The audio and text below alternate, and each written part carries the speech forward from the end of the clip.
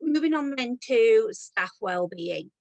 The key points we're going to look at in this one, how do we support staff and teams?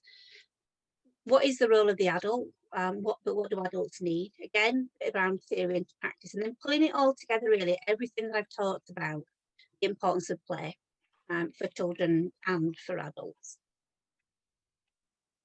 So by the end of this session, again, a few desired outcomes, understanding and regarding emotional well-being for adults, connecting with the key theory into practice, key transferable skills, knowledge and experience, awareness of strategies to reduce stress levels. So that's the plan for this bit. Okay, so what do we mean by staff wellbeing? One of the biggest organisations that looks at this is the Chartered Institute of Personnel and Development, and you can join the CIPD for free and access some of their brilliant resources. You don't have to pay to get some of it. And they do an awful lot of stuff around how do we create a wellbeing culture at work. And so for us, in our line of work, that would be around where children and families and staff can feel emotionally secure. What they're very clear about is this is not about tick boxes to say we've done wellbeing. We've had wellbeing a week last Friday, and we had a wellbeing week, and that was the end of it. For our world, it's wider as well, isn't it? And the words in bold on there, it talks about creating a healthy culture that genuinely promotes and values the health and well-being. We've got more than employees to worry about. We've parents and children. It's the whole culture of it, isn't it? The whole community. How do we create that sense of a healthy culture that supports well-being? And there was quite a lot of chat in the room that I was in, and I've seen some of it on the chat as well. But actually, we need to be supporting children and parents together, and we need to be supporting staff as well. So it's that whole thing. And again, there are clues with all of this. I mean, the CIPD policy report. Clearly, the research shows that staff who feel valued and supportive are going to perform better, because lots of us will have worked in organisations where we didn't feel valued and supported, and we know what that does to us, and we know what that does to our performance. We can try very hard to leave it at the door and not take it with us, but it's incredibly difficult to do that. In times such as now, it can be incredibly difficult. The anxiety, the worry, the stress and the fear and so on that children and families and colleagues are experiencing, it is ever present, and it's there for us too. And the key message with this one is this has to be genuine. It has to be authentic. How are you doing? How are you feeling? Are you okay? We'll have all been asked that at different points. And there are people who say it with an authenticity that make you feel valued and supported. So how do we make sure that what we're doing is genuine and authentic? So how are we supporting staff teams? So this is just a quote from one of the books, but stress reveals itself in many differing situations. So, for example, change will invigorate some staff and absolutely petrify others. The point here is it needs to be a holistic approach to supporting the individual. And that sounds really familiar. It's really comfortable because we get this. We do this for children. And there was a lot of talk in the group I was in about supporting individual children and individual needs. I think it was Helen from one of the colleges said she had a lovely example the other week where she was supporting two students who left tutorials with two very different plans because they behave and react and learn in different ways. And she helped them to see that and to understand that. We don't all want treating the same. We want it to be treated as individuals. So how do we do that within the staff team? And if you think about the things that we need to do for children, we talk about change, we talk about transition, we talk about children being supported to try new things. We talk about helping children to regulate their emotions, how we need to co-regulate first before we can do that. We talk about building resilience and how we help children to do that thing. We talk about the importance of needing the outdoors and being outdoors and they play. Not well, actually, when we go back to the science, I think we've got a real head start in early years, in early childhood, because we already get all of this for children. And actually, what the research shows us, what the neuroscience shows us, that our brains react in very, very similar ways. So it's not about the age necessarily. When we go into fight, flight, or freeze mode, we often react exactly the same, regardless of our age. Yeah, okay, as adults, we might have a little bit more knowledge, a little bit more understanding, those kind of things. But it doesn't always work like that, does it? I'm sure we have all been in situations where we could have happily thrown ourselves on the floor and kicked and screamed like a 2-year-old. We don't, but we feel like we could. And that's our brains doing exactly the same thing. And our behaviours are coming out in a range of ways. So how do we help staff to deal with stress? And what do we already know in terms of our work with young children that we can transfer into our work with grown-ups? So we talked about what do we expect our staff to do. So the role of the adult, I'm not going to read this out. You know this is the current statutory framework. And our understanding is it's not going to change hugely from this. But you know this stuff. It's about meeting individual children's needs and supporting the adults around them, supporting parents around them. So as Phil said, it's doing what's right for the children. So it's very, very, very clear. But definitely not reading all of this one out. Again, you've got this. This is what we expected to do for grown-ups. And there's some key words in here. So again, this is from the statutory framework with about how we support adults. And again, our understanding is it's not likely to change hugely. But regardless of any statutory documents, this is good practice. We should be doing this anyway. We should be supporting staff to have the training skills and knowledge that they need to do their roles and responsibilities. Induction should be valuable and real and supportive, not just a tick list to say, I've read all the policies. We should be supporting quality learning and development opportunities, supervision, coaching, mentoring, all of those things that help staff to feel supported within a culture of mutual support and teamwork will impact on what we want for children. So we've got all of this, we understand all of this, it's already there about creating that culture of mutual support and teamwork.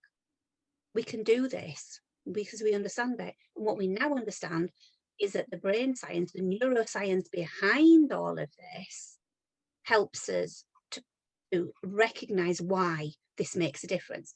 So, if we go back to, so you'll recognize this slide, almost identical to the one we had earlier about children. Experience is supported by the 5 senses. So if we've got adults in rooms that are being bombarded with noise, sensory overload, how do we help with some of that? But also, how do we make sure that they talk about putting things like aromatherapy into settings, scents and aromas for children that help to calm them down. We talk about having calming music and things like that. All of those things help children. But what does it look like in the staff room? Do the staff get time out to go and sit and calm down and think and just feel and just be? Appropriate environments, including access to the outdoors. So do staff have that opportunity to go outside and be outside? And we talk a lot about, not about the wrong weather, it's about the wrong clothing. So how do we make sure that staff have got the appropriate clothing to get outside and be part of all of that? Opportunities to supportive physical, social and emotional experiences. We all need that. And I think it's particularly pertinent at the moment. We're all feeling that lack of social and emotional support, of not being able to go and meet your friend for a coffee and give them a hug if they're fed up or they've had enough. How do we do that in other ways? How can we make sure that that does happen in different ways at the moment? and not a huge amount of time, but some of the research that I've looked at, and it's in my books and other things that I talk about, but the importance of what are known as the CP fibres in the skin. So I'm kind of these fibres that take a long time for those messages to get to your brain. Those are the ones that tell your brain that you feel safe and that you feel okay. And those are the ones that you get from hugs. So how else can we do that? How else can we support people with that? We need, as adults, other adults who are present. We'll have all been in situations where the person we're talking to is distracted and not there. And we know how that feels. How can we do that for other people? And how can we help them to do that for us?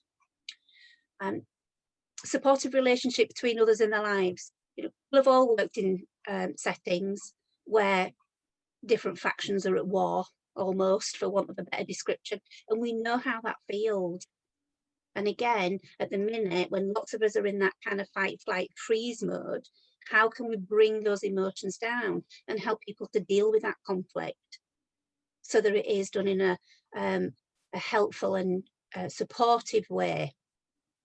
And then again, those same questions as before for when you go into the breakout sessions, that who, what, why, when, where, and how. Who can help? Why is that person? Why is this happening? Why is this person helpful? What can they do? When could they do it? How? What is it that you want? What would help you to feel better? What would help your team to feel better? And this kind of, I know a lot of people kind of think, oh, it all sounds a bit kind of airy-fairy, but it's backed by a multitude of research. And one of the simplest pieces of research to look at this is from the New Economics Foundation, the 5 Ways to Wellbeing. And they looked at an evidence-based research from across the globe. And they came up with these 5 very simple things that make a huge difference to people's lives. Next, just talk and listen, be there, feel connected with other people, be active, do what you can. You don't have to do physical exercise, but it is proven 30 minutes exercise a day makes a massive difference to your mental health and well-being. Taking notice, spotting the spider's web, watching the rain drop down the window, seeing the tiny things that make a difference. Keeping learning, which is what you're all doing this afternoon, getting involved in new experiences and new opportunities. And give isn't about money, it's about your time, your presence, your words, smiling at a stranger, which is a bit difficult when we're all wearing masks. You get the idea. Again, scientifically proven that when we give something that makes somebody else feel better, it releases kind of the happy hormones, if you like, the happy chemicals within our bodies that help our brains to feel better about stuff. So these 5 ways to wellbeing, there's loads and loads of stuff on their website. They're used by health organisations, schools, community projects around the world to help improve wellbeing.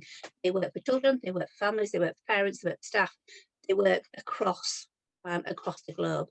So if we're thinking about how we might support wellbeing in the workplace, it might be something around developing an organisational strategy to assess need, to look at staff development, or just helping people to incorporate more wellbeing activities in their lives. So we can do this, and we can help because there's a knock-on effect here, and we understand this. Again, it makes sense to us in early childhood. We do this with children. We might not have used these words before, but we've got that transferable knowledge and skills. What we're talking about here is really simple stuff. Look, listen, talk, experience, smile, so on.